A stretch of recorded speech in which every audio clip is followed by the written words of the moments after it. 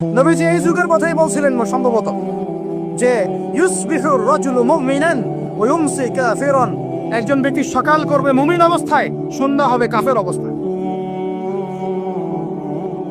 আস্তাগফিরুল্লাহ। ওয়া ইউমসি মুমিনান ওয়া ইউসবিহু কাফিরান, সন্ধ্যা করবে মুমিন অবস্থায়, সকাল হতে হতে কাফের হয়ে।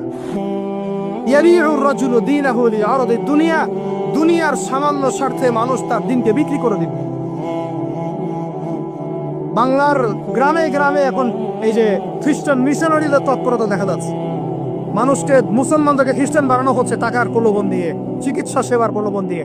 আপনারা কি দেখেও না বেকার ভান করছেন, শুনেও না শোনার ভান করছেন?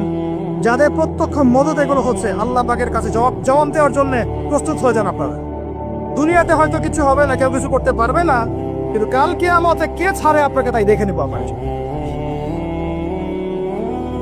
বিশ্বাস করেন, ওমর রাদিয়াল্লাহু আনহু বলছেন, যে কোরআন হাতে নিয়ে বলছি আমি, ওমর ইবনে খাত্তাব রাদিয়াল্লাহু আনহু একদিন তার উটের ময়লা পরিষ্কার করছেন, যখন তিনি অর্ধেক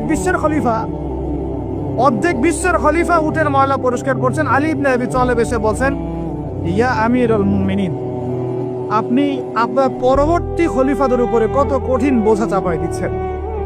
এত কিছু করার পরে নিজে উটের বোঝাও, উটের ময়লা পরিষ্কার করছেন, আমাদের জন্য এত কঠিন করে দিলেন খেলাফতের দায়িত্ব। তখন ওমর ইবনে খাত্তাব বলছেন, এই কথাটা শোন। তিনি বলছেন যে যে আমাকে উচ্চ প্রশংসায় ভাসিও না, ইয়া আবুল হাসান। আবুল হাসান হচ্ছে আলী রাদিয়াল্লাহু আনহুর নাম। হে আলী, আমাকে উচ্চ প্রশংসায় ভাসিও না। আমি ভয় করি ইরাক তো তখন মুসলমানদের আওতায় আছে, ইরাকের ফোরাত নদীর কিনারায় যদি কোনো ছাগলের বাচ্চাও না খেয়ে মারা যায়, আমি ওমর ভয় করি কাল কিয়ামতের মাঠে আল্লাহ আমাকে এর জন্য জবাবদিহি করাবেন। কি বুঝলেন? ওই যুগ আর এই যুগ লা ইস্তামিআন, এটা কখনো একসাথে মিলবে না। এগুলো জাদুঘরে চলে গেছে এখন। তিনি বলছেন, ওমর রাদিয়াল্লাহু আনহু যিনি জান্নাতের সার্টিফিকেট প্রাপ্ত মানুষ, যার জান্নাতের ঘর আল্লাহ রাসূল দেখে এসেছেন, তিনি বলছেন যে আমি ভয় করি ইরাকের ফোরাত নদীর কিনারায় কোনো মেষপালক বা ছাগলের বাচ্চা